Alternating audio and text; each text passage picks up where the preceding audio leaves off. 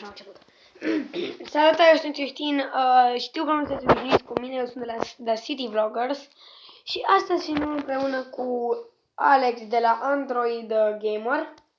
Aici, prezent. Da, ok, ne jucăm un joc care, din câte am înțeles, mai aveam un episod, Fun Run 2. La început mi s-a părut un joc foarte interesant, mai ales numele, dar este foarte fain. Și acum începem. Mi se pare, cum am zis mai înainte, foarte, foarte interesant. E un pic de lag la început, da, nu știu. Alex, E ok. a zis Alex că avem un pic de lag. La început, așa. De ce? Haha. Nu te las, nu te las. Deci scopul acestui joc este să faci aici o cursă și trebuie să întregi. Ai superputere pe colțul stânga și pe colțul dreapta. What? M-a împușcat cineva. Și pe colțul dreapta ai jump. De fapt te-ai împușcat singur. Scrie acolo ce s-a întâmplat. Ok. Zania l-a fulgerat pe bala ăla. Stă pe locul 1. Menține. Scutul. Ce norocos am fost. Du-te. Sau pe unul. L-a mai tras cineva după aia.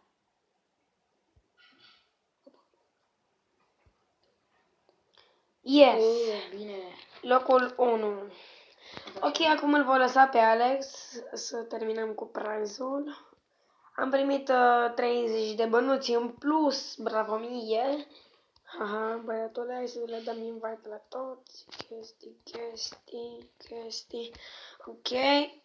Unde e ce joină? Și gata, acum este rândul lui Alex. Aici putem invita online, care sunt online, prieteni. Aici sunt prieteni, lista de prieteni. Am o grămadă de prieteni. Și aici e chat-ul, poți să scrii ce vrei. Mă rog.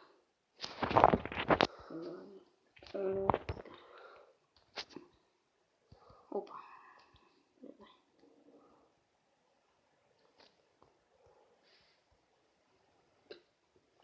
Poți să te împuști pe tine, de exemplu. Îți arăt acolo sus ținta. Pe cine dai. Eu nu am înțeles cum poți să-ți schimbi ținta.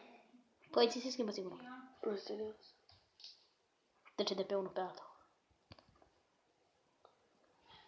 Cred că am pus să se afișeze și butonul, adică atingerile, nu știu sigur. Nu bani.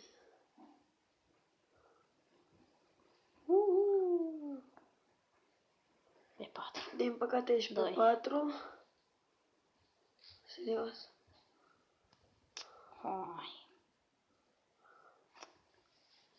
Hai măcar pe 3, nu chiar pe 4.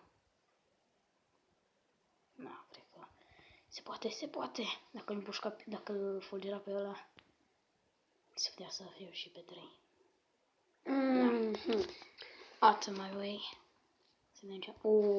Deci fiți atenți ce puteți primi aici. 200.000 de bani. Hai să vedem. Și 200. 200. Bine. Nu vezi. Ok. Mulți bani, 930. What? Nu. Da, 930. Am strâng 1776, cred, nu mai știu. Ok, vom juca pe la joc. Niște papuci. Cred că e al 4-lea meci al lui Justin din viața lui pe ăsta jocul ăsta. Și am un clan, DZX se numește. Uite, m-am studiat așa. E pe locul 2 în România și în lume, chiar nu știu, nu suntem oricum în primii 100.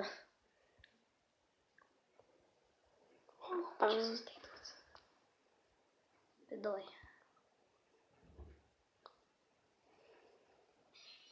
Ui, ce noroc. Păi acum aveți, ți-o arătat ținta lui tine, te-ai mușcat pe tine.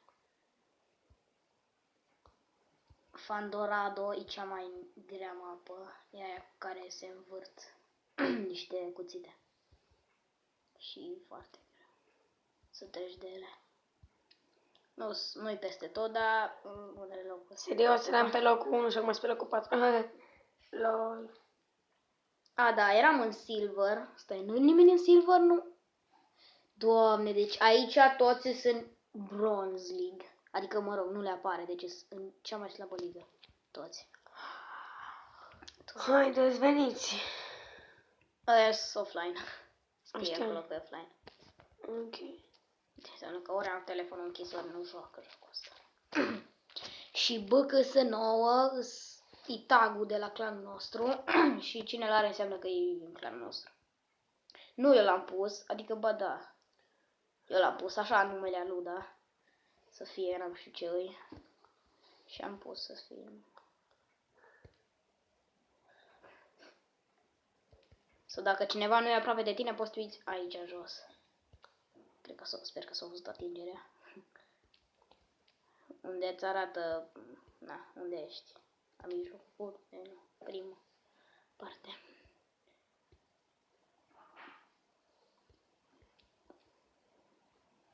Canalul meu secundar, care am făcut și jocuri pe calculator, special Minecraft, și niște vloguri, Alex Game Station. O să-l pun în descriere. Poate. Și The City Vloggers, canalul este.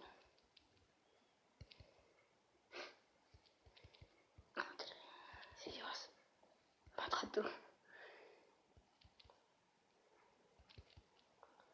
Du-te. Și aplicația pe care filmează să o pun în descriere. Azi Screen Recorder. Poate unii știți, poate nu. Hai, bă. Rândul tău. Știu că Nu e știu. doua oară când mă joc, dar nu-i bă. 1140. Îmi vin mă clan. Da, ok. Nazi, lazi, mazi. Vezi și ăștia în clanul meu, și ăsta în clanul meu, și ăsta nu știu.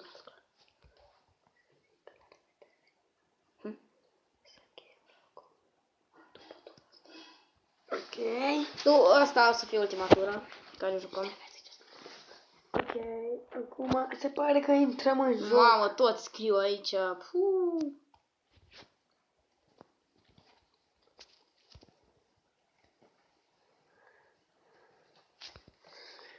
Cine Ok. Nazi, ăsta e șeful. Nazli. Haideți mai repede, nu mai comunicați atâta, băieții. Bravo, băieți. Bine, boss. Pe 1, 2, 3, 2. 2. 1, 2, 3. 4. 3, 2 adică. 2, 1.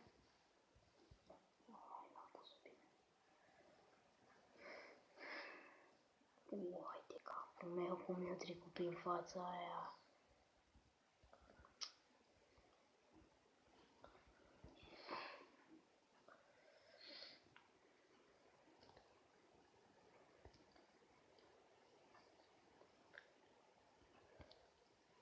Mai cam greu să mă mai întreacă cineva. Acum apasă mult.